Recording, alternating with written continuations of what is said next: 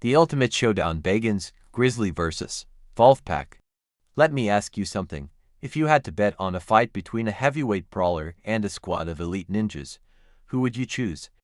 Well, that's exactly the kind of face-off we're looking at when a grizzly bear runs into a wolf pack in the wild. Both the grizzly bear and the gray wolf are top-tier predators of North America. Think of them like two legendary champions sharing the same turf. One's a solitary tank of raw muscle and power. The other is a coordinated team of fast, intelligent hunters that work like clockwork. They've both been roaming the same forests, mountains, and tundra for thousands of years. Yep, they've literally evolved side by side, surviving harsh winters, competing for prey, and sometimes bumping into each other in ways that aren't exactly neighborly. Now here's the twist. You might think these epic beasts are constantly clashing like titans in the woods. But in reality, they rarely fight. Surprising, right? Despite sharing the same hunting grounds, real showdowns between grizzlies and wolves are pretty rare. Why? Because in nature, survival isn't about picking fights, it's about picking your battles wisely. But when food is scarce, like during a rough winter or a late migration, both animals are willing to take risks they usually wouldn't. Imagine a hungry grizzly stumbling across a fresh elk carcass that a wolf pack just brought down. Or a group of wolves seeing a lone bear feasting on a prized kill. That's when the wilderness gets dramatic. As someone who's spent years studying animal behavior, I can tell you these moments, though rare, are absolutely electric. It's the animal kingdom's version of a high-stakes poker game. Who's going to fold first?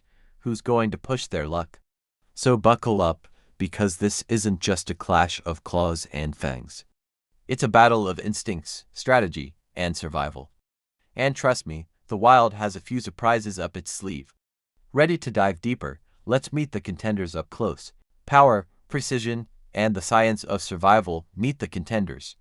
Alright, now that you're warmed up, it's time to meet our wild warriors up close. Forget what you've seen in cartoons. These animals are not just furry forest creatures. They are finely tuned survival machines, each with a unique toolkit designed by millions of years of evolution. Let's start with the grizzly bear. Imagine a walking boulder with attitude. A full-grown grizzly can weigh over 700 pounds, about the size of a Harley-Davidson touring bike but with claws. And those claws, we're talking up to 4 inches long, like nature's own set of hunting knives. They're not just for show. Grizzlies use them to dig through frozen earth, rip open logs looking for insects, or swat at anything they don't like, which could be a rival predator or even an unlucky elk. But what really sets the grizzly apart is the hump of muscle on its shoulders. That's not fat. That's raw power. That hump fuels their digging and gives them the strength to knock over a small tree if they feel like it. Yes, they're omnivores, which means they'll munch on berries and roots like a forest foodie. But don't be fooled. When the opportunity arises, they're perfectly capable of taking down a full-grown moose. I've seen footage of one charging across a riverbank with the kind of determination that would make an NFL linebacker look lazy. Now let's talk about the gray wolf, the ultimate team player of the animal kingdom. While a single wolf might not look all that threatening, usually weighing in at 75 to 120 pounds, never underestimate the power of teamwork. Wolves live and hunt in tight-knit packs, usually between 8 to 15 members, and when they move together, it's like watching a choreographed ballet of tooth and claw. Wolves don't rely on brute strength. Their superpower is coordination and endurance. Picture a long-distance runner who can chase down a deer for miles, taking turns with their pack mates to wear down their prey. Wolves are lean, built for speed, with long legs and narrow chests that let them run for hours without gassing out. I once tracked a pack in Montana that chased a herd of elk across 3 ridges before finally singling out the weak one. That's persistence. What's fascinating is that each member of the pack has a role. Some distract, some flank, and some go for the takedown. It's nature's version of a special forces unit. And unlike the solitary bear, wolves communicate constantly through howls, body language, and even eye contact. It's not chaos, it's strategy. So now the real question is this: what happens when unstoppable strength meets unstoppable teamwork? Can one massive bear fend off a dozen fast-moving, tightly organized wolves? Or does the pack break through the wall of muscle?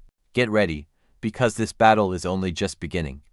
Lone warriors versus tactical squads, a peek into their wild personalities. Let me ask you something. If you were stranded in the wilderness, would you rather go it alone or run with a crew that has your back? That question pretty much sums up the difference between a grizzly bear and a wolf pack. Let's start with the grizzly bear, nature's ultimate introvert with muscles. These big guys live solo lives. They don't hang out in groups or attend woodland socials. In fact, unless it's a mother with cubs, you'll rarely see two grizzlies together unless something serious like food or territory is on the line. Grizzlies hunt in a way that suits their solitary nature. They often ambush their prey, using stealth and brute force instead of a chase. Think of a heavyweight boxer who just waits for the perfect punch. They'll lie in wait near rivers during salmon runs or surprise a newborn elk in early spring. It's not about speed, it's about patience, power, and precision. Now on the other paw, we have wolves, the ultimate type of organizers of the animal kingdom. A wolf pack is like a well-run military unit or a professional football team where everyone knows their position and plays their role. They operate under a structured hierarchy with the famous alpha pair at the top. Contrary to what some movies might suggest, the alphas aren't always the biggest or meanest. They're usually the smartest and most confident. Then there's the beta, a kind of second in command, and at the bottom, the omega, the underdog of the pack, often the last to eat, but surprisingly important in keeping tensions low and maintaining harmony. It's like high school, but with more fur and sharper teeth. This hierarchy isn't just for show. It allows wolves to coordinate complex hunts, make group decisions, and even raise pups together. I've watched packs surround a herd of elk, using decoys and flanking maneuvers that would impress a Navy SEAL. That's teamwork you don't see in many wild animals. But here's something really fascinating: both grizzlies and wolves are incredibly smart. They know how to read a situation, assess the risks, and make judgment calls. Despite what you might think, these animals don't look for fights. Why would they? Injuries in the wild are often a death sentence. These predators are not reckless, they're strategic. I once watched a wolf pack in Yellowstone decide not to challenge a massive grizzly who had claimed a carcass. They circled, tested his patience, but ultimately backed off. Smart move.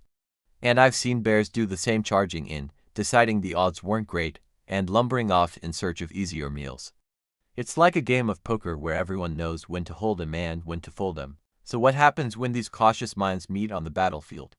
Will instinct push them into conflict, or will strategy pull them apart? Stick around. We're just getting to the good part. The final bell, who really wins in the wild. So, after all this wild action and fierce rivalry, who takes the crown, the grizzly bear or the wolf pack? The truth is, the winner depends on a whole lot more than just size or numbers. It's all about the situation, the stakes, and sometimes, just plain old luck. In the great outdoors, most of the time, the grizzly bear holds the upper hand. Why? Because wolves are smart enough not to throw away their lives and the future of their pack in a fight that's too risky. A small wolf pack facing off against a towering 700-pound grizzly is like a team of little league players challenging an NFL defensive lineman. It's just not a fair fight, and wolves know when to walk away.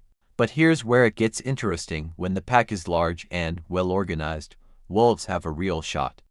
Imagine 15 wolves, each darting around, working in perfect harmony, nibbling at the bear from all sides. That's a whole different game.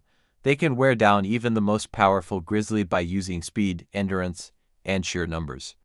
I remember reading about wolf packs taking down prey much bigger than themselves through teamwork alone. So why not a grizzly bear?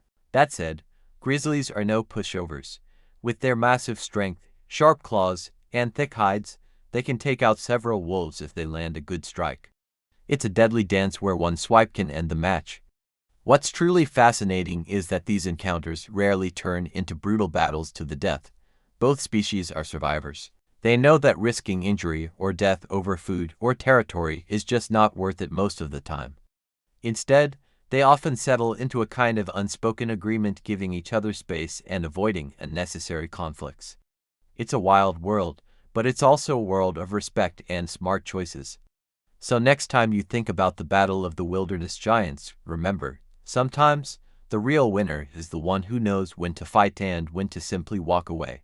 Which side would you bet on, the lone powerhouse or the cunning pack? Hey there, if you enjoyed diving into the wild world of grizzlies and wolves with me, Make sure to hit that subscribe button and ring the notification bell.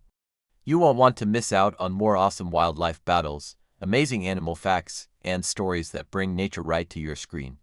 Join our adventure crew today and let's explore the wild together because the best is yet to come.